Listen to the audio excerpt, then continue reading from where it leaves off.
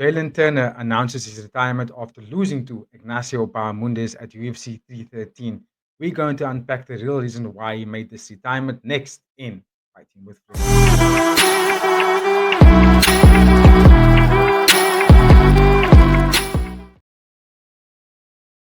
Yo, what's up, everybody? Welcome back to Fighting with Friends. It's your boy, Brother Gaia. Today I'm doing another sort of not necessarily breaking news because Jalin Turner did make the announcement literally after the fight had taken place the past weekend at UFC 313. But now he was able to clarify since the dust has settled. He was able to go on some interviews and actually clear up why he made this decision. Latest one has come from Submission Radio. So I will drop the link to that video for the full interview in our description box. I'm gonna just touch base on it a little bit. I'm gonna bring it up on screen. I've made some timestamps as well as to some things I want to touch base on because yeah, I was a bit surprised and taken aback since he's only 29 years old. I was a bit taken aback by the retirement. I also felt like most of the fan base that he's got a lot more to show. You know, he's a hell of a talent. He's got a lot more to show. But when you're emotionally checked out and your mind starts going other places and you're not really in the fight anymore, I think in that case he made a very good decision in sort of taking some time away from the sport. And that can be said for any person in any situation. If it's a bit too overwhelming and you can't really see a clear path to your next destination with the next point of the next save point, for example, then maybe it is a best decision for you to check out and maybe find something else. So right off the bat, he gets asked the question from Submission Radar. I forget the guy's name, but uh, asking him about what was the mindset, when did he decide to make this decision, and yeah, I like what he touches base on in the beginning. I'm just gonna play a little bit for you before I give my little explanation as to my take on what he's explaining here. Let's play.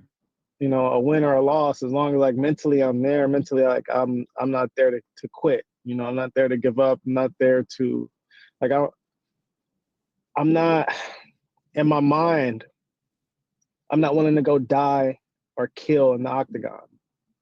You see, that's a very big point that he made there because we come to know, and it's been like this for a very long time in combat sports.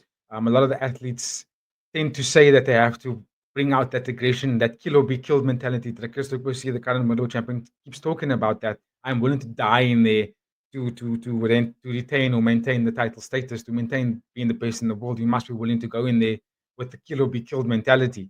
Because if you don't, it's a fight at the end of the day, and if you don't have your wits about you in that kind of manner, you're probably going to get stopped. I tend to have my reservations for that opinion. I feel like sometimes the calmest fighter is the better fighter. Mighty Mouse has proven this. Dominic Cruz has proven this. John Jones has proven this. A lot of the top athletes have showcased that you don't have to Manny Pacquiao. You don't have to be devilish. You don't have to be that sort of aggression to be successful. I think you can also have a very composed mind and body, and you can perform at a high level. In fact, the highest of levels often come when you're in ultra instinct state of mind, when you have that flow state where you're doing things without even thinking about it and just lands almost flawlessly. That happens when you're most calm. But when you're not most calm and you have this aggression, you have this anger, you may perform really well, but you also have a tendency to tire out a little bit faster because of it requires a lot of energy and emotional energy to almost navigate that space of aggression. It's tiring to fight under that kind of mindset every time. So I hear what he's saying there, and it's a big thing. And when a fighter says something like that, it's as good as for lack of a better example here. It's as good as, let's say, a tennis player decides to play tennis and he or she says, "Listen, my wrist is just it's not working for me, and I'm not willing to go through more surgery to get that wrist right. At what point, to what extent, until I lose my arm? You know what I mean? It's a bit of a shit example, but I get what it's saying. It's a big deal when a fighter says, if I'm not feeling like I've got that killer instinct anymore, and I'm going into a fight, and I'm not even thinking about hurting people, and I'm not even thinking about surviving or kill or be killed. That for me is a sign that this fighter's checked out of the sport already. Like he or she doesn't want to be in there anymore. That's usually telling signs for me. And yeah, you can't argue with something like that. Let's keep it moving. And for me, um, that's something I always, I feel like I needed, and it's not there. There you go. You see, he admitted that. And you can see a look on Jalin Turner's face there that he's not his mind isn't really there. You can see he's still a little bit put off by everything, and whatever it is that's happening in his personal life, um, still weighs down on him quite significantly. You can tell by the tone of his voice in this interview. But I'm gonna keep it moving to the next timestamp that I have on my screen in my notes here, which is 3 minute 3:36. It's a very interesting one because he kind of talks about feeling this way when he fought Manny Moyakano already, way back then. So let's just keep it moving. Somewhere around here. No, it's not Mm. there. Like I do still feel like I have the skills to compete. I have the attributes, I have the talent. But if you're not willing to give it your all, then it's a dangerous game to play. And Mm, I'm in one of the most dangerous divisions.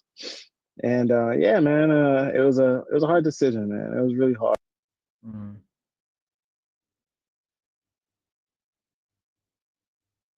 Honestly, started before 300. There we go. Like there would be time, like when I lost to Dan and Gamrot, I was like, man, that's it, I'm over it. But everybody says that off after a loss. You know what I mean? Mm. Everybody's like, F this, forget this. So it was normal. It was like, it wasn't like, oh my gosh, I'm gonna retire. Like I'm really gonna like stop. Like I just said it in the moment. My coaches would be like, be quiet, you're not gonna do it, you're good, like it'll be okay. You're gonna get That's a very interesting point for me that I remember when you said that. Because we have a tendency to overlook sometimes things like that, and that usually is a telling sign when someone is calling out for help. His coaches kind of brushed it off and said, "No, you're going to be okay. You're going to get through this," and which is something you would tell someone to, stay positive and not go down the rabbit hole of depression and go down the rabbit hole of negative thoughts to yourself because your mind is your number one killer.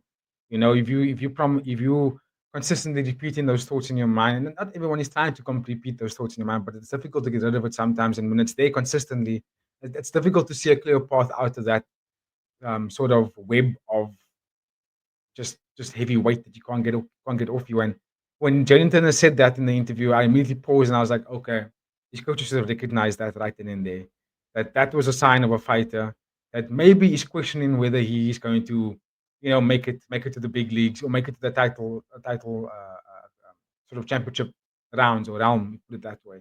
His coaches should have stopped him right there and be like, okay, let's actually explore what you're feeling and why you're saying these things because yeah, it's I would if I'm a coach of a fighter and a fighter says that I'm not gonna force him or her to be like, no, you're gonna be okay. Don't worry, this happens after a loss. You can learn your lesson. You're gonna get better. Yes, that may be the case, right? That may be the case. But when an athlete is speaking about that they really don't know if they can go any further than this, and this is where they kind of feel stuck. And instead of brushing over it, I think maybe stepping into that conversation with them, ask them, okay, then what is it that you actually want to do? Why do you feel this way? Do you need help? What's causing it? What's weighing you down this much? And I felt that when the coaches did that, um, I felt like it was a bad thing to have done on their part. You should listen to your fighters, listen to your people, listen to humans when they're crying out for help.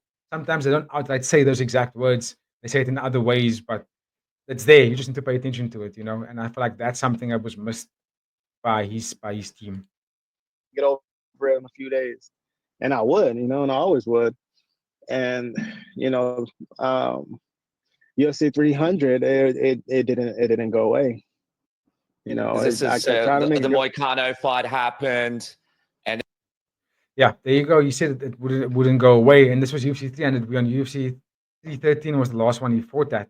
So that's a number of fights, pay-per-views, fight nights that have gone through up until this point. So he's been, not really feeling the greatest of greatest since then, and even before that, that's what he speaks about. They talk a little bit more about that, but nothing new to the conversation. They just over elaborate on that same thing over and over. So I'm gonna move it on to the next timestamp that I've saved, which was six. Let's go there. Again, this is just where he says he's just emotionally checked out. Basically, it's more of the same. Contract. And I prayed about it, thought about it, and I was like, man, I feel like God told me like not to let fear win. So I got the contract, and I was like, all right, I'm gonna do it. Like I was like, I'm gonna just do it, get over this fear, just overcome what I feel is like bothering me. Mm. That's something I always pride myself on is like getting over my fears. How I got the nickname Tarantula to begin with. I was afraid of spiders and tarantulas, and I got one. I'm still scared of spiders and tarantulas. Not gonna lie, I'm mother arachnophobic. Um, yeah, man, I signed the fight contract, and you know, everything was a go. And then it's still like I'm still wrestling in my head with, all right, I don't want to do this. All right, I'm going to do it. No, I'm already locked in. I'm committed. Like, and it was just a battle, you know. Like, this is the thing, though. This is the thing. Like, I want fans to understand is all these things are normal when you fight. When you sign that contract, you get afraid. You're afraid of your opponent. You get fearful. You get scared. You don't want to do it. You think about like, oh man, I hope he like slips and falls on the way to the octagon so we don't have to fight. Like you think all these things and it's normal. And these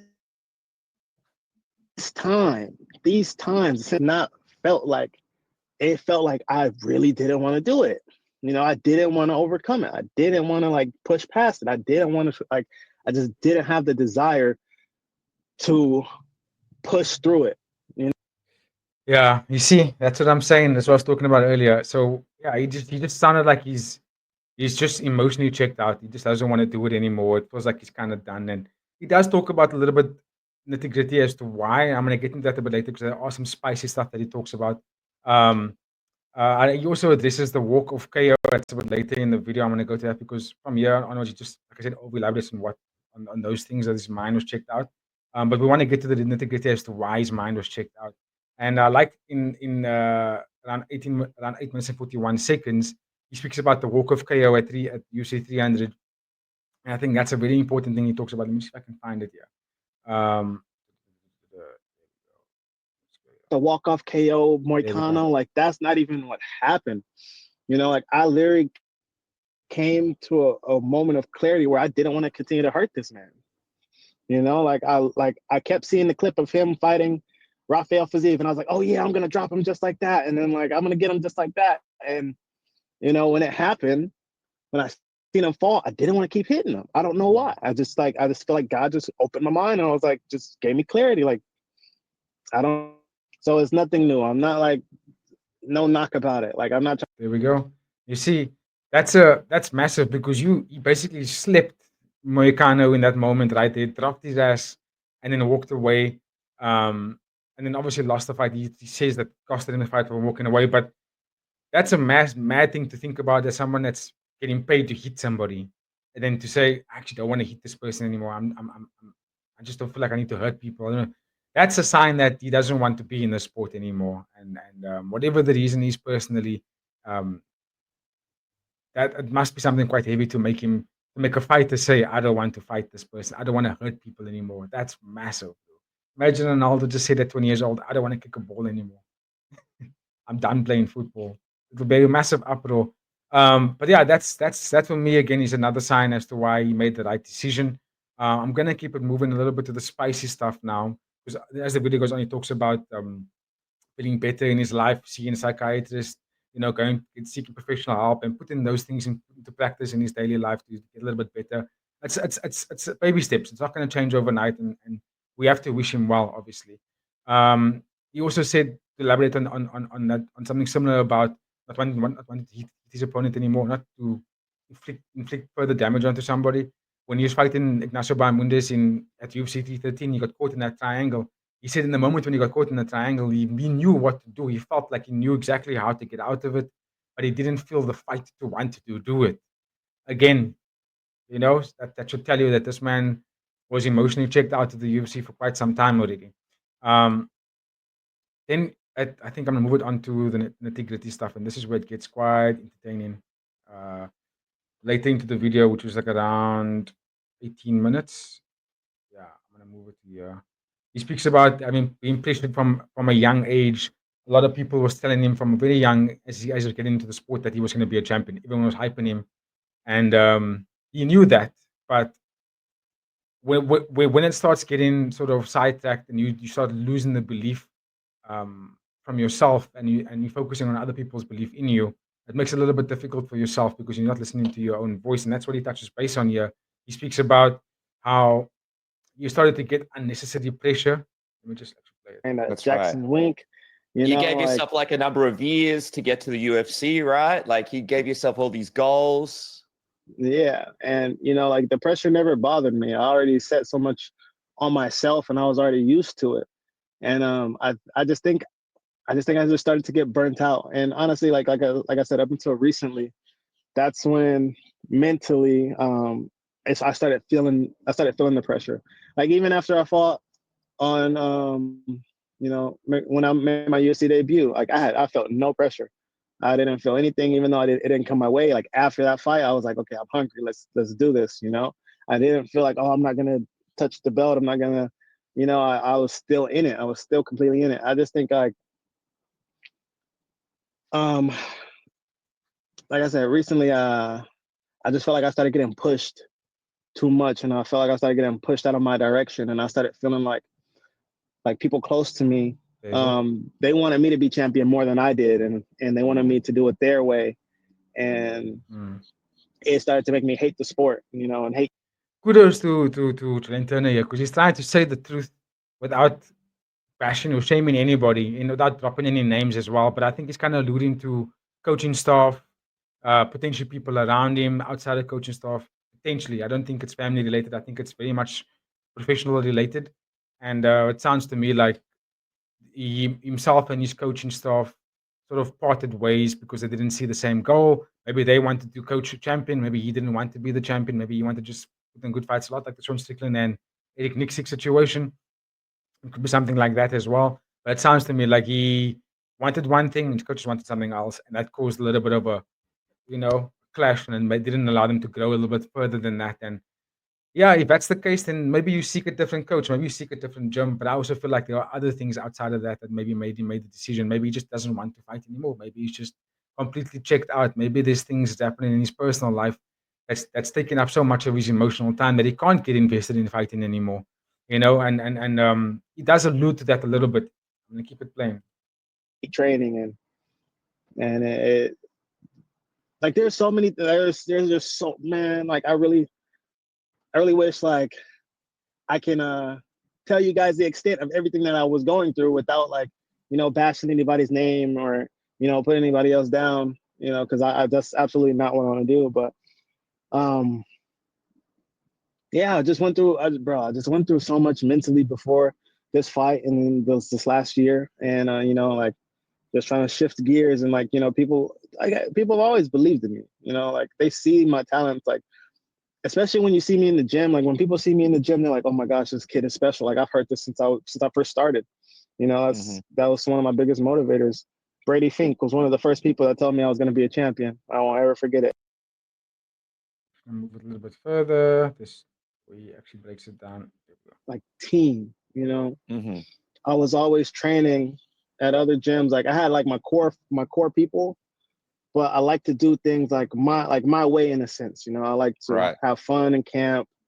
I put the pressure on myself. I get myself ready. Like I will do my own strength and conditioning, work with my coach on strength and conditioning, X, Y, and Z. Like I'm running my 10 miles, whatever I needed to. Like I was really Yep. self-disciplined. And I feel like I just started getting pressure from like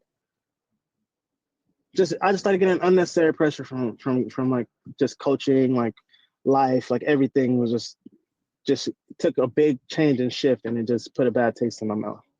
Mm. Let Hmm. me ask you this. There we go.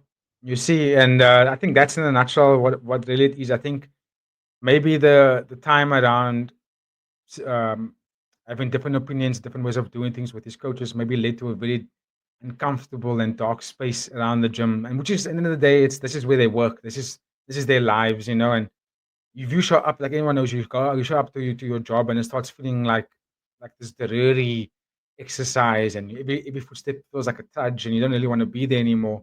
Your mind does start to go into dark spaces, and that does become the time where you just it's unpleasant. You just don't want to do it anymore. You don't want to be around it, and you seek a different job. In this case, there's maybe you seek a different gym, or you seek a different sort of department in the same industry. That could be the case here, but yeah, I can understand. I can understand why he made the decision, and also I like something else. He doesn't touch base in this video. I'm gonna come to a conclusion now because he just kind of goes into after this part. He starts like saying thanks to the fans. He starts getting a little bit emotional and he cries a little bit about it. And yeah, we got to give him props for coming out and speaking about the truth so much. But I'm gonna draw conclusions here now because the video's getting a bit longer. And Yeah, I think one thing that Jalin Turner speaks about, you can go check it. It was a post-fight interview off outside of the octagon this past weekend, and one thing he does allude to as well is he feels that the competition's getting stiffer. He feels like he's getting older. I don't think so. He's 29 years old. He's not that old.